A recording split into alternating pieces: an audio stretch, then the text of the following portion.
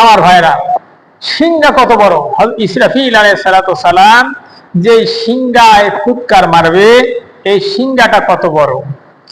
রাসূল করিম সাল্লাল্লাহু আলাইহি সাল্লাম বলেন, একটি টিকটিকির ডিম হাতের তালুতে রাখলে যত বড় হয়, একটা টিকটিকির ডিম হাতের তালুতে রাখলে টিকটিকির ডিম যত যত বড় হয়, যত বড় রকম দেখা যায়, এর চাইতে তালু বরাবর হলো হযরত ইসরাফিল আলাইহিস সালাতু সালামের সিংহা। হযরত ইসরাফিল আলাইহিস সালাতু সালাম যখন সিংহায় প্রথম ফুৎকার মারবে, এই ফুৎকারের আওয়াজ 6 মাস পর্যন্ত চলতেই থাকবে, চলতেই থাকবে। দ্বিতীয়বার যখন ফুৎকার মারবে, এর আওয়াজটা প্রথম ফুৎকারের চাইতে বেশি হবে।